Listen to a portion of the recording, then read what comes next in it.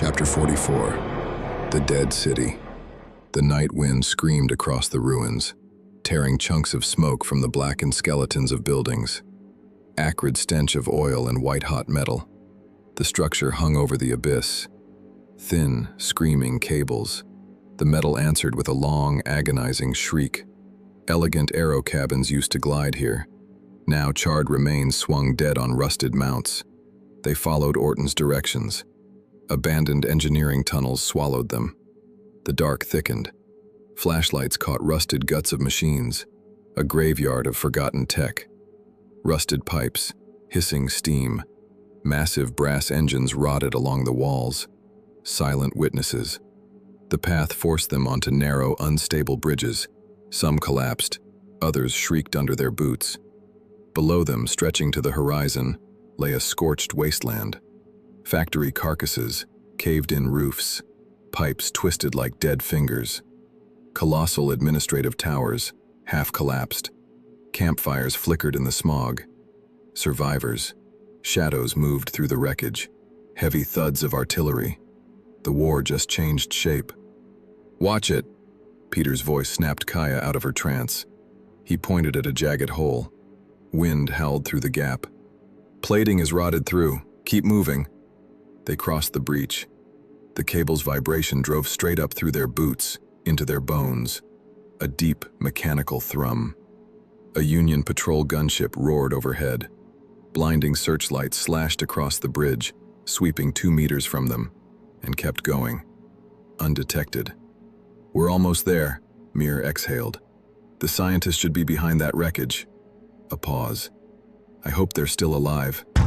The massive gates of the science station. Dead silence. Locked tight. A dull panel blinked red. Muffled voices leaked from inside. "They're in there." Kaya shook her head. "They won't let us in. We're strangers." She stepped forward, slammed her fist into the metal. "We are not the enemy!" she screamed over the wind. "We need help. We know you're in there. We get it, you're scared. But if you don't open this door, we all die out here." Tense seconds. Patrol ships rumbled. Finally, a scrape of metal. Barricades shifted.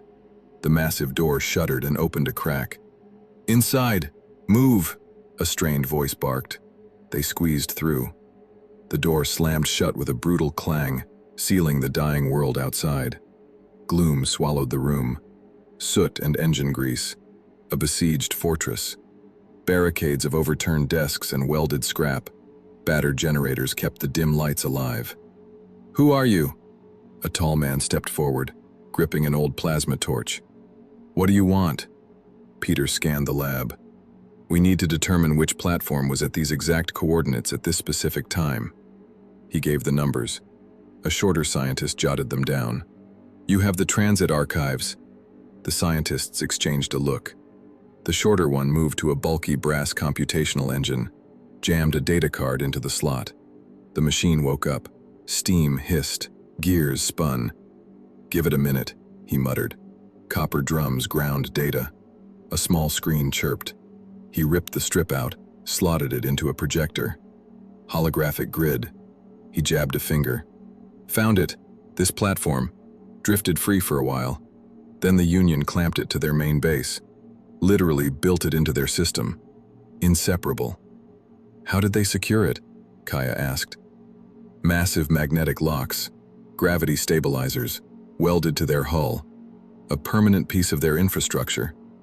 Kaya shook her head. "Sneaking in there undetected will be impossible." "One option," the other scientist chimed in. "Night cycle. Visibility's near zero. Smog and steam. Their surveillance runs on emergency power. They're bleeding energy.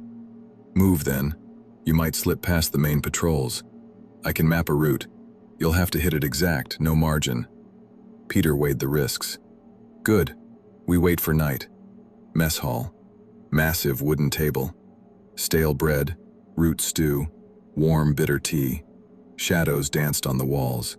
The coming night brought new threats. "This is all that's left," a weary scientist said. Gray face. "No fresh supplies. Every drop goes to generators. The war devoured everything." Midnight. They moved along hidden routes toward Union territory. The scientists gave them the coordinates. The rest was on them. They moved like ghosts, slipping through mangled transit lines, dodging patrols, swallowed by the thick, toxic fog. They closed in. The Union's colossal platform materialized, a gargantuan slab of dark steel held aloft by screaming magnetic nodes. Pipes vented steam violently, massive gyroscopic stabilizers, blue electrical arcs in the guts. They didn't have time to plan. Shadows detached from the darkness. Armed, Union. A giant in heavy armor stepped into the light, a cruel smirk twisting his lips. The Union crest glinted in the dull glare. "Well, well." His voice grated like grinding steel. "Out for a midnight stroll? Bad idea.